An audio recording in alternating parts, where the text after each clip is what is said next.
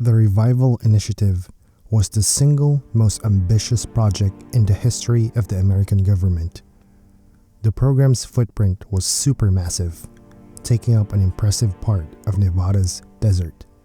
But the size of the facilities hardly mattered in comparison to the purpose of the enterprise. The Revival Initiative was a place where dozens of time travel portals were built and installed. The portals were big enough to pass gigantic containers through them. This was all done as a last resource to save the dying world. With most of the Earth's natural resources running out, essential animal species fading away, and the entire situation too dire to be fixed, the only option was to bring in resources elsewhere. The exploration of outer space proved unsuccessful, but the creation of a time travel machine worked. And after the first scientists went back in time to bring a bottle of water, a perfectly good apple, and a living bird, the solution was found. Nowadays, the time travel portals work 24/7. The workers of the Revival Initiative bring in containers filled to the brim with food, water, and extinct species and spread them around our desperate world. The staff traveled a dozen years back, then a few decades, 100 years, and then another and another. It looked like bringing in resources this way could last forever, and maybe humanity was saved, as long as the initiative never stopped working, as long as there weren't mistakes, tragedies, catastrophes too big to handle. What were the odds that the scientists' greatest fears would come true? Who would have thought that the world's salvation would invite an even bigger and more violent ruin? The chaos started with portal number 16. The station was in charge of Doctors Patricia Rivera and Raul Bennett. The operations were running smoothly, one container after the other.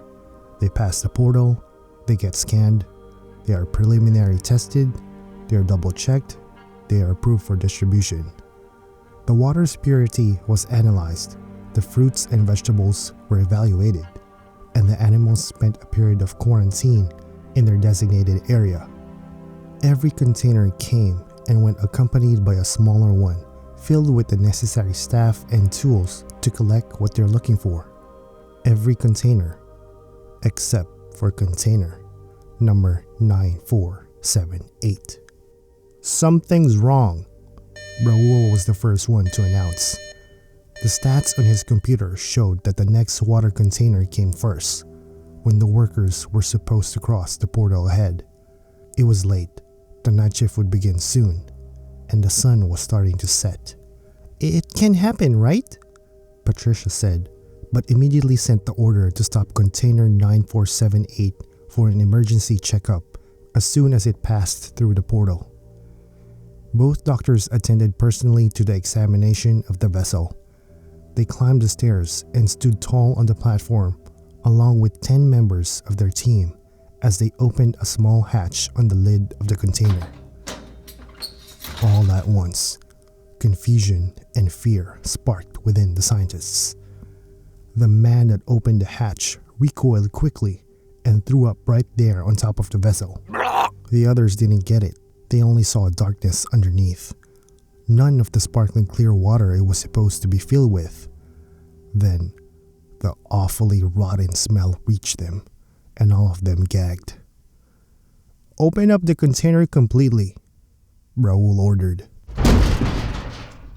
The workers of the portal rushed to follow the instructions, but everyone would regret the man's decision. As soon as the crane completely lifted the container's lid, the dozen people standing on the platform reacted harshly. Panic sparked. Chaos took hold. It was the beginning of the end. 3 of them threw up. 1 of them fainted. The rest screamed in horror.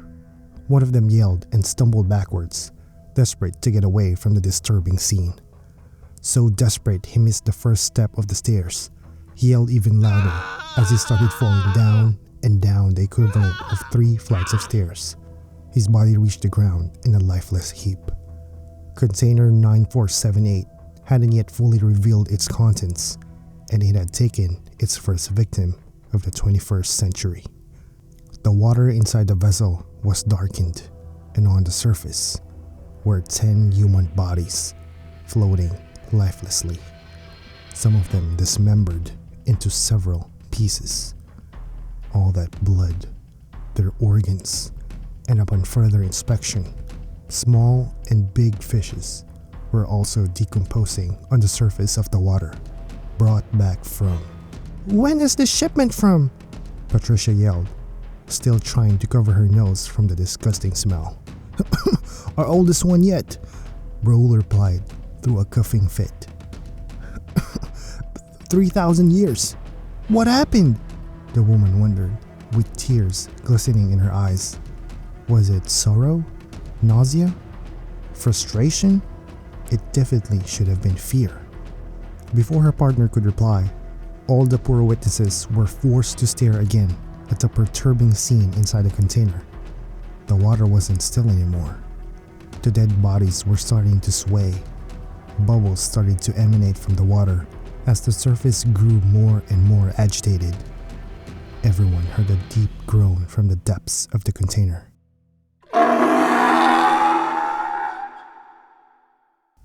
Then, they were stunned to see the huge vessel start to shake. Something inside was moving, something big and strong enough to make the giant metallic box filled with water shake furiously. The workers couldn't hold back anymore.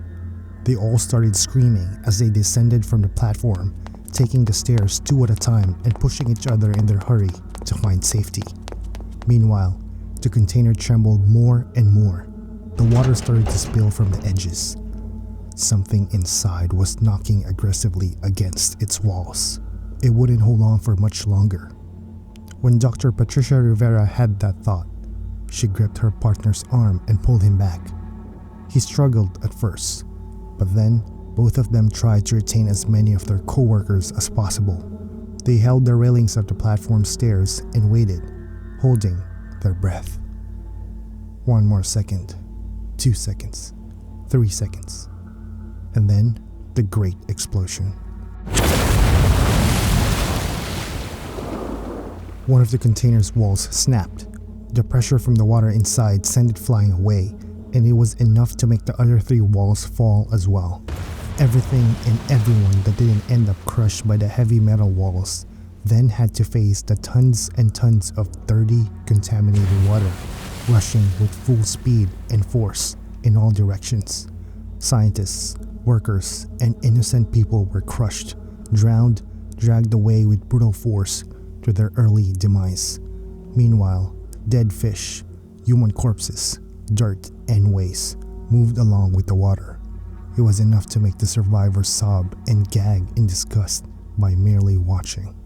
When the shock of the explosion of water was barely over, in the very relative calm that followed, one thing remained. Unbothered and impressive, at the bottom of the remnants of the container that brought it to the present, it was some kind of huge mammalian creature, bigger than anything alive nowadays, bigger even than most things found in history and science books. Parts of it resembled a whale, like its tail and flukes, its dorsal fin, and its blowhole. It spit a massive burst of water from it, causing a heavy rain to fall all around it for a few seconds. Dr. Raoul Bennett took a seat on the stairs. He was shaking violently, and he couldn't believe his eyes. His colleague, Dr. Patricia Rivera, couldn't move. She could hardly breathe, and she was desperately wishing this was a nightmare. Only 2 members of their team stood on the stairs with them. The others were lost to the torrent of water, probably dead.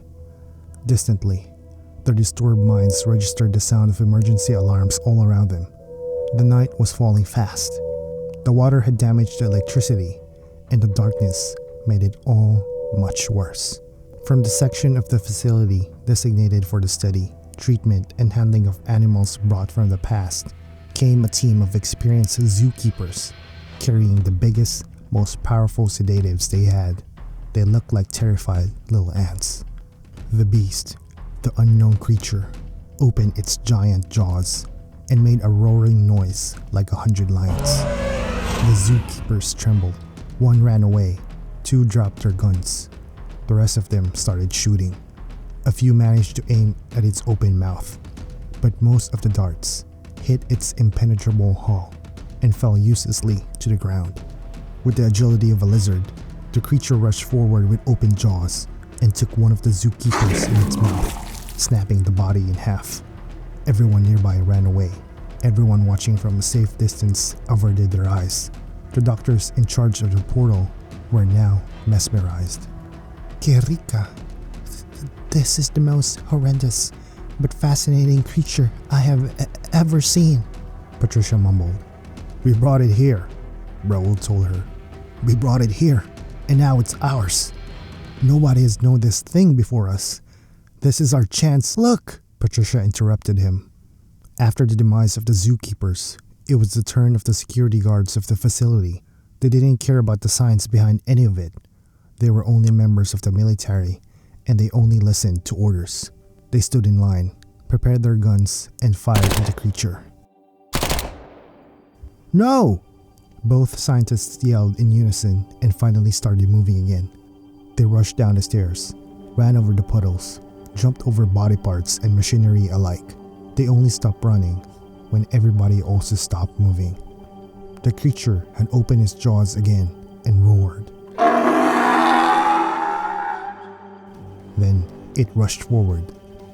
This time, it took two men on its great mouth and chewed as it ran away. The soldiers kept shooting. The scientists kept running. The reinforcements arrived, and the helicopters started hovering above them. Someone powerful somewhere must have had the same thought as the doctors. At one point, the soldiers stopped shooting, and a massive net fell over the creature. The net didn't neutralize it completely, but confused it enough to give time for the reinforcements to arrive and the military to handle the situation. It felt like the Great Terror was over. With enough sedatives to maim a dozen elephants, the creature was put to sleep. Many soldiers were working on tying it up and preparing it for transport so it could be studied in a lab. Doctors Patricia Rivera and Raoul Bennett watched from a close distance. Their lab coats were wet, stained with dirt and blood and muck. It's not a monster, Patricia sighed. It's a living creature, and it's up to us to study it, to understand it. And what happened?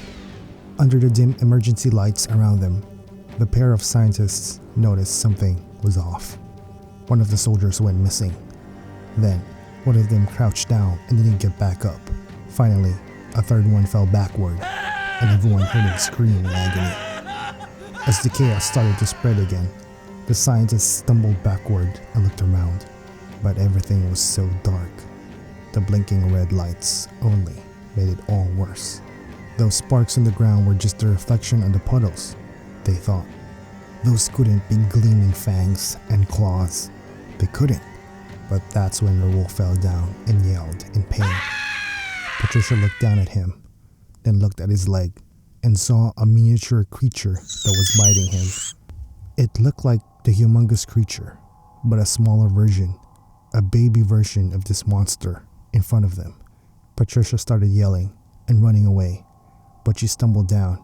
She had stumbled over another baby monster, and as she realized there was no escape, she looked around, frightened. There could be a dozen more of those monsters scattered around the entire facility, carried over by the water they brought back from 3,000 years ago.